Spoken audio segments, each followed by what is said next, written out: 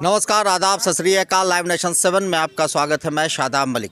अगर अभी तक आप लोगों ने हमारे चैनल को सब्सक्राइब नहीं किया है तो ज़रूर सब्सक्राइब करें। बिहार में शिक्षक का मुद्दा सड़क पर आंदोलन के ज़रिए आवाज़ लगाना और छात्रों का सड़क पर उतरना ये आम बात है। और ऐसे में बिहार टीईटी 2017 और सीटीईटी उत्तीर्ण अभ्यर्थी एक बार फिर गर्दनी बाग में जमा है। हम इनसे बात करेंगे। राजेंद्र जी, आप लोगों ने यहाँ आंदोलन किया और अभी आप कर रहे हैं, तो क्या लग रहा है? आप आवाज़ लगा रहे हैं, सरकार के कानों पर जूं ही रेंग रही है?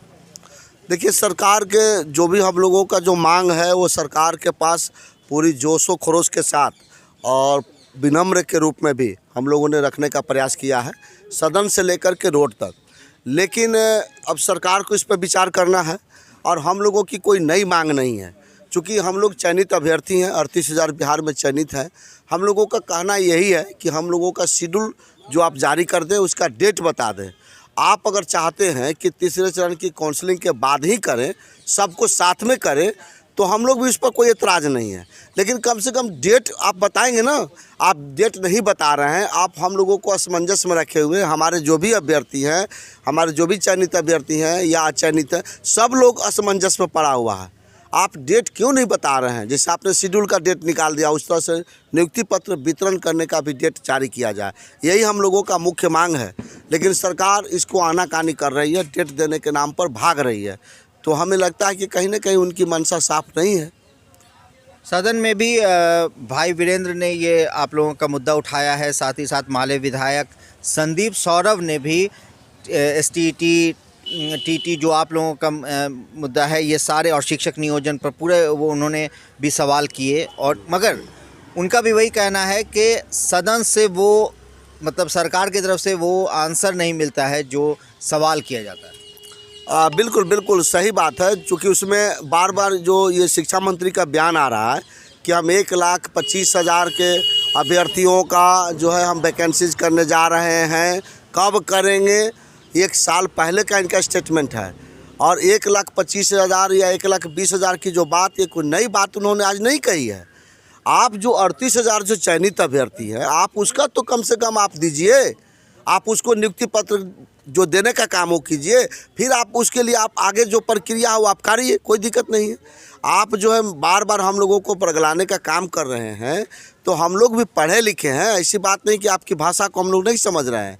सरकार की मंशा साफ नहीं है। वो चाह रही है कि किसी तरह इन लोगों को टरका करके, फुसला करके, बहला करके एक लंबी अवधि तक ले जाना चाह रही है। हम लोग का डेट इशू करें और हम लोगों को नियुक्ति पत्र दे करके स्कूल में योगदान कराएं, ताकि हम बच्चों को पढ़ाना चाहते हैं और सरकार की गुणवत्तापूर्ण शिक्षा में सहयोग करना चाहते हैं। हम लोग जो भी अभ्यर्थी अभी चयनित हैं, ये सब वेल क्वालिफाइड हैं। ये बीएड, एमएड और पीएचडी करके भी 1 से 5, 6 to 8 में काम कर रहे हैं। तो कहीं ना कहीं उनको तो फक्र होनी चाहिए कि इस तरह का जो शिक्षक आपको पहली बार बिहार में मिलने जा रहा है, तो आप उसका सदुपयोग करें। आप उनको रोड पर रखे हुए हैं और जिनको आप बिल्कुल नहीं, आज तक जो भी बहाली हुई है, आप लोग क्या किए वो आप समझिए। लेकिन हम लोग जो भी हैं, सब लोग शिक्षित हैं, वेल क्वालिफाइड हैं, और हम लोग बच्चों को पढ़ाएंगे और हम ही लोग गुणवत्तापूर्ण शिक्षा को लाने का प्रयास करेंगे।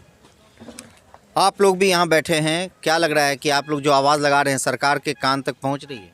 सरकारों को कान तक पहुंच रही है लगातार। कल से हम लोग का धरना प्रदर्शन ये जारी है। जब तक हम लोग को ज्वाइनिंग लेटर का डेट इशू नहीं होगा, तब तक हम लोग यहाँ से उठने वाले नहीं हैं, चाहे जो भी क्रम से गुजरना पड़े। सर, हम लोग का परिस्थिति देखिए, पैर से मेरा प्रॉब्लम है, फिर भी सरकार सुनने के लिए तैयार नहीं है। हम लोग 38,000 चयनित सिलेक्टेड टीचर हैं और उन लोगों को ज्वाइनिंग लेटर नहीं मिलेगा तो हम लोग क्या करेंगे? हम लोग को डॉक्यूमेंट्स भी जमा कर लिया गया, काउंसलिंग भी हो गया, जो भी प्राइवेट स्कूल में पढ़ाते थे वह भी रुक गया।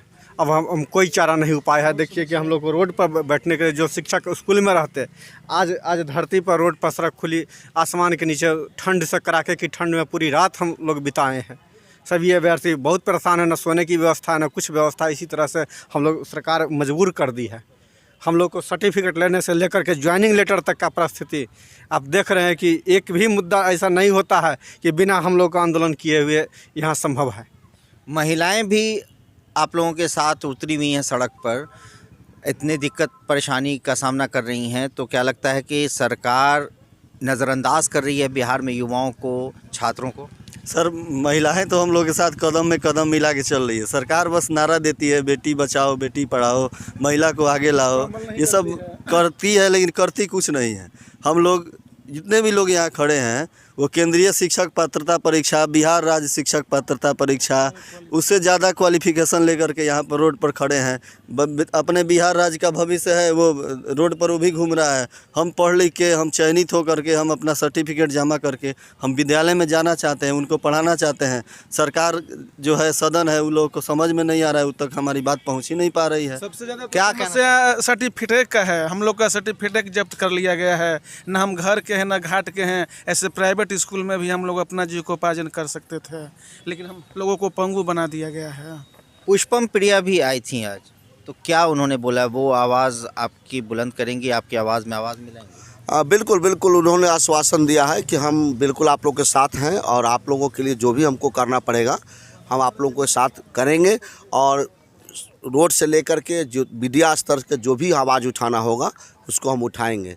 और हम उनको धन्यवाद करते हैं कि समय निकाल करके हम लोगों के बीच में आई और हमारी समस्याओं से रूबरू हुई और उसको समाधान करने में सहयोग करने की भी बात की। पुष्पम प्रिया आई, उसके अलावा कोई भी विपक्ष या पक्ष, कोई भी सरकार सरकार में बैठे लोग या फिर विपक्ष में बैठे नेता, कोई आप लोगों से मिलने आए या उनका कोई आपको सपोर्ट मिला? बिल्कुल बिल्कुल मिला। और हमें कल भी राष्ट्रीय जनता दल के जो प्रवक्ता हैं चितरंजन गगन जी आए थे और उसके बाद भकपा माले के अज्ञाओं के विधायक मनोज कुमार मंजुल जो भी आए हुए थे और उन लोगों ने भी हमारी आवाज़ को आज सदन में उठाने का काम किया है। और चूँकि सरकार, देखिए यहाँ पर जो सिस्टम है ऊपर से लेकर नीचे तक सारा सिस्टम मिला हुआ है। आप अगर सदन में आवाज़ उठाना चाहते हैं तो हम विधानसभा के माननीय अध्यक्ष महोदय से हम ये कहना चाह रहे हैं कि ये लोकतांत्रिक परंपरा है, कोई भी आपकी आवाज़ उठाएगा आप उसको पूरा नहीं होने देते हैं, बीच में उस मुद्दा को उलट करके दूसरे तरफ ले जा रहे हैं। तो इसका मतलब क्या हुआ कि आप एक न्यूट्रल बॉडी हैं, आप अध्यक्ष हैं विधानसभा के, आप न्यूट्रल बॉडी हैं। आपका कर्तव्य है कि सबकी आवाज़ को सुनना और उसको मौका देना। लेकिन जब ये सवाल किया गया कि टेट जारी किया जाए तो उस पर आपने मुद्दा ही बदल दिया। नहीं नहीं ये सब नहीं होगा। उसके बाद वो निकल के शिक्षा मंत्री निकल गए, आराम से निकल गए। तो इस तरह की चीज़ें सदन में नहीं होनी चाहिए। हम लोग भी अभ्यर्थी, हम लोग भी आपको वोट दिए हैं, हम लोग भी आपको जिता करके वहाँ तक भेजे हैं और सरकार बनाने में हम लोग का भी सहयोग है। लेकिन आप इस तरह से हमारी जो समस्या है, हमारी जो मांग है, उसको आप दरकिनार करके आप सपोर्ट कर रहे हैं। उनको तो चाहिए था कि मंत्री जी को बोलना चाहिए था कि आप इसको स्पष्ट बताइए कब तक देना चाह रहे हैं। लेकिन हमें जहाँ तक जानकारी मिली है कि माननीय विधानसभा के जो अध्यक्ष महोदय ने भी इस मुद्दा को बिल्कुल ही गंभीरता से नहीं लिया और जब जवाब मांगा गया तो उस समय मुद्दा ही पलट दिया गया और उनको जो है सरकार के पक्ष में वो जवाब देने के लिए तैयार हो गए। तो इस तरह का नहीं होना चाहिए। तो ये बड़ी बात है कि सड़क पर उतर गए हैं अभ्यर्थी, नियोजन मांग रहे हैं, अपना हक मांग रहे हैं, रोज़गार मांग रहे हैं, शिक्षक बनना चाहते हैं, शिक्षक बनना चाह रहे हैं, मगर सरकार नज़रअंदाज कर रही है, नहीं सुन रही है इनकी आवाज़। ऐसे में ये पटना के गर्दनी बाग में एक बार फिर धरना प्रदर्शन कर रहे हैं। अब देखना है कि सरकार पर इसका कितना असर होता है। बने रहे हमारे साथ, देखते रहे हमारा वीडियो। अगर आपको हमारा वीडियो पसंद आता है तो हमारे चैनल को ज़रूर सब्सक्राइब करें। फेसबुक के जरिए देख रहे हैं तो पेज लाइक करें, साथ ही ट्विटर हैंडल पर हमें फॉलो ज़रूर करें। धन्यवाद।